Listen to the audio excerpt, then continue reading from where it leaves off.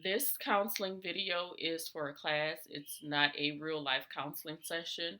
I am going to use confession, object relations theory, and forgiveness from McMinn's, Mark McMinn's psychology, theology, and spirituality and Christian counseling. So let me get my client.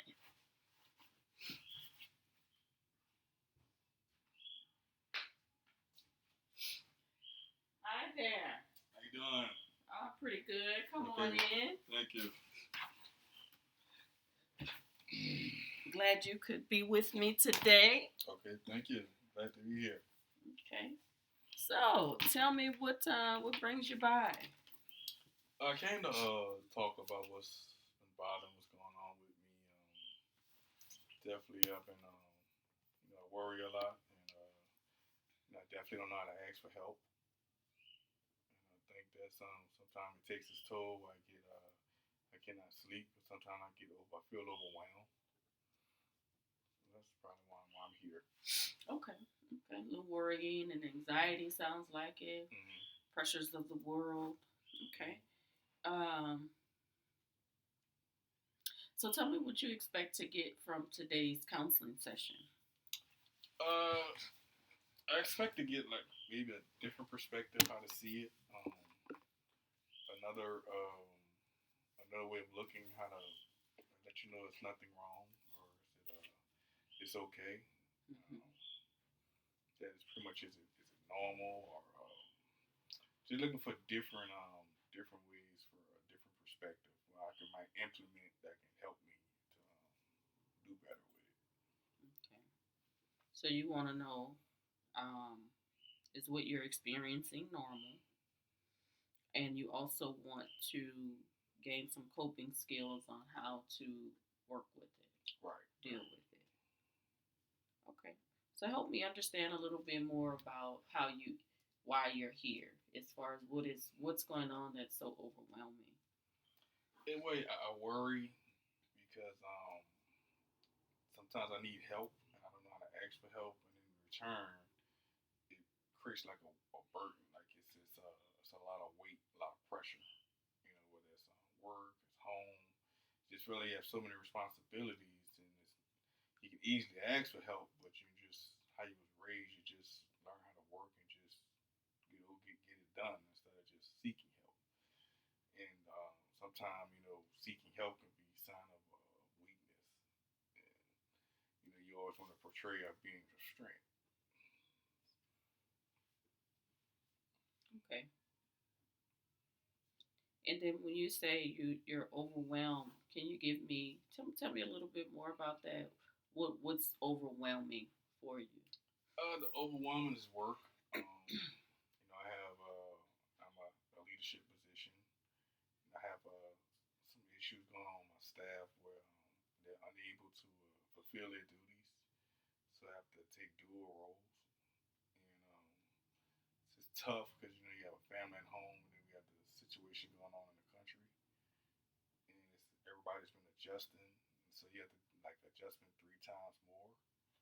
So it's being as a father, you have kids, you want to make sure they're still learning efficiently, they still making sure they're adapting. Just having wife at home, making sure you can be a husband. Of course, she needs support as well, so make sure you continue to be that strong backbone support for her. As far as yourself, making sure you're strong in the mind, staying positive with the situation at work, and just it's a lot. It's just a lot of things just juggling because you need help, but you don't know how to ask for help, and if you do ask for help, you want it that's like, is it okay? Because it's like you're supposed to be the man, so it's like it's like almost like how you was raised. When you're working, you always took care of everything. You the one that provide the help, but you didn't know how to seek the help, and sometimes that can be a problem because if you need help, and you got issues, and you need help with it, you're gonna struggle, and which that's what it is. You know, when you were telling me about that, I instantly started thinking about the statue of the guy that he has the globe on his back. I don't know the name of it. I believe there's a name for it, but Yeah, anyway, yeah, right. That yeah, the world is on your shoulders, or something like that. yes, Yeah, yes. yeah, I instantly thought of that, and you know that's pretty heavy to have the whole world on your shoulders or on your back. That's pretty right. heavy. Yes, it is. It is. It definitely is. So, I heard a couple things, that you said. Uh, what I'm really hearing is that you're just exhausted. You're exhausted because you're carrying everything. Hmm. You're carrying it on your job, in your personal life, and it's exhausting. It is. I think really it's mentally it's a drain because I think a lot of times before what's going on today, you had outlets where you could go take a ride, go travel or something just to kind of just you know, let it go. But now it's like everything is in your home, so it's like dealing with work in your home, dealing with other issues in your home. So it's like it's nothing to just there's no outlet where you can just like man okay just get away from everything. 'Cause a lot of times your house was your sanctuary. You can go to the office and come home, you get away from it. But now it's like you work harder at home than you do in the office. So it's like you might be off the computer, but you still get home. So it's like your office still at home. So it's like it's really it's your sanctuary is gone. So it's just a major adjustment, and it's stressful because you have people that's under you. They're going through the same thing. They have issues. Some of them have health issues, and you know that it's limited what they can do. So you do you play you take on have the dual roles to keep it going efficiently. Hmm. That's what leaders do. You carry a team. Your team can carry themselves, and so you have that. And at the same time, with you as well, it's you have issues in your own home. So that's and it's like you seek help, but you don't know how to ask for help. So that becomes stressful, becomes worrisome, very worrisome. Tell me about growing up as a child and what it was like to be in the household you grew up in, and what was that like when it came to uh, you needing something, and how what was the reaction you received as a child? When I was treating as a child, it was had loving family, loving parents. It's just my dad led by example. You work for everything. So that's a trait that I picked up from him. You work for everything. My mom was like just not be lazy. Always speak up for people, empower people. It just same thing with my grandmothers.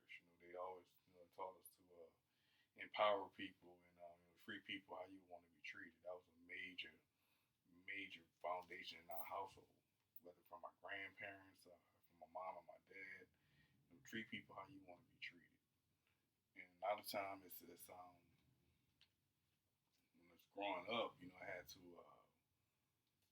work hard for everything, and sometimes it's I didn't know how to ask when I needed the help, and it's like I was independent, but I didn't have any regrets because it taught me self motivation, how to self motivate yourself, and that's how you become independent.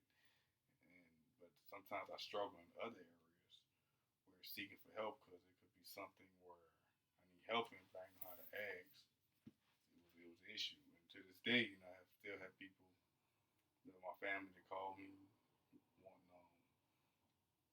want my advice, my suggestions, and sometimes to this day I still seek help. I just don't know how to ask. But that's pretty much what it is. Okay. So there's a correlation on how you were kind of raised to, to communicate with other people as Mm-hmm. far as your needs. Mm-hmm. So you've been taught to work for what you want and to give and to motivate others.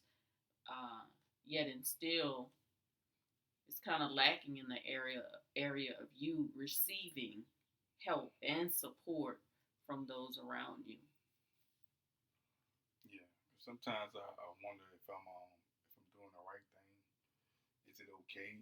Is it when it's not okay? Is it okay? Is it okay to seek help, or is it okay not to seek? It just you kind of you're struggling in your battling how to balance in between the two. So pretty much. Mhm. So you said something key a few moments ago. You Mm-hmm. said your grandmother's uh, instilled in you to treat people how you want to be treated. That is correct. That's correct. Mhm. Staple. That was a staple. Mm-hmm. And so your interpretation of that staple was to be a giver, a giver. I'm going Right. to give, give, give. And so, how does that correlate? This saying from your grandmothers, treat people how you want to be treated. How does that correlate to you in your current situation? Well, it's treat people how you want to be treated, but at the same time, I feel as though I'm treating people. Sometimes I expect it to be reciprocal, and sometimes it, you don't see it as being reciprocal. You see it as being the ones doing the giving, but you're not getting in return. And sometimes, I guess you always think subconsciously, whatever you give, you get in return. And sometimes, if you don't say anything or if you don't seek it, then it don't always happen. And sometimes you can get stressed or worried because it's like you're giving, giving, giving, giving, and expecting to get it back in return, and you don't see it happen that way. So it's like, well, maybe, even though they taught me that, maybe that's just something I have to dig deep and see what that really, really means. But because it has blessed me in so many ways. But at the same time, on the other side, sometimes I seek help and I just don't know how to seek it. So you reach a point where you need help, but there's a battle going on in your mind. You even worry about whether asking for help is a good thing or So, not. right, exactly. Hmm. So tell me about a time where you did ask for help Mm-hmm. and what happened in that moment. It was one time when I asked for help and asked my parents, but of course my parents only had so much. I got into a little trouble, and I asked one good friend of mine, and it tore me up to even ask him, but he helped me, and even though it tore me up inside, it was like it still destroyed, like it's still hurting me because it's like I just wasn't accustomed to that. I just wasn't accustomed to ask for help. I just felt as though I get out the situation. I figured out how to get out the situation, but he helped me in that one time. But even though it was like it really helped and made me feel good. At the same time, it was kind of like I didn't want it to become a habit, just seeking help, seeking help, seeking help. So it's almost like I went back to my ways, not wanting to ask for help. But that one time he actually helped me. It was it really helped with the situation.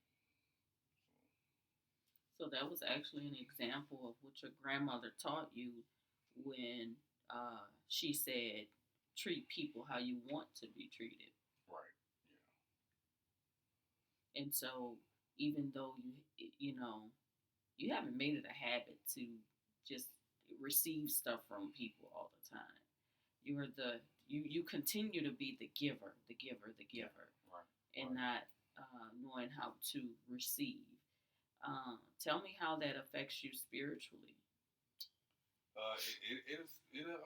It has some parts spiritually because that's what you pray and actually want you to be a giver to look at other people over yourself. That's. But sometimes I feel as though it could take its toll because sometimes when you're not receiving, you can kind of mentally drain or mentally stressed, and you can kind of start thinking selfishly.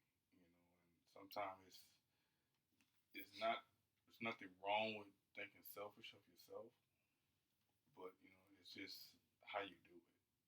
Is it you thinking selfish with love, or you thinking with vindictive in your heart? And I think sometimes I think about that. That's one thing when I pray for wisdom. Just knowing how to. It's okay to seek help, and okay to like turn down giving help. So that's one thing I pray about a lot. It's just as far as praying for wisdom, when to know. Because sometimes you can constantly give, and give, and it'll put you in a bind. You give away your miss your blessings, or give away your blessings. And he could be blessing you, but you just so caught up in what's going on in your mind, you're not really paying attention. But yeah, So, um, have you ever talked to your anybody close to you about what you have going on as far as struggling on the inside with receiving? I talked to my dad. My mom, she understands because my mom's like the same way. She give, and don't really receive. My dad is kind of like that's just you just do what you're supposed to do. Everything take care of itself. So it's kind of like sometimes you look for a more detailed answer, but very that's just always his answer. Do what you're supposed to do. Take care of itself. So it's like I just continue to do what I'm supposed to do. I guess it's just gonna take care of itself. But because of course he have his issues too. So it's sometimes I can understand or not ask too much. 'Cause I know he deal with stuff himself. So it's just but that's pretty much when I talk to someone, pretty much my mom and my dad that I've talked to. I've talked to my friends, but it wouldn't be about my issue. It'd be about more about life situations, life decisions, life experiences that haven't been really talked about personal and inner circle. And I talked to my wife about some stuff, which I enjoy. So, Hmm. Hmm. But as far as having an outlet consistently, sounds like it's a lack in that area too, as far as being able to uh, communicate what's really going on with you. right. Yes, it is. It's just sometimes you wish you can talk about it more, but sometimes some people just don't know how to receive it, or some people can get offended, and the intention for it's not for them to get offended. You just you're talking. What's going on? What's going on? What's going on? It's not to get no one offended, not to hurt anyone's feelings, not to anybody feel bad that they didn't do enough, or there's nothing into that. It's just tell them what's going on. That's pretty much it. Tell them what's going on. But yeah, it is a lack, and sometimes you see it. Hmm. Go ahead. I'm sorry. Yeah, sometimes a lack, and sometimes you can see it. Hmm. Hmm. Okay. So, um,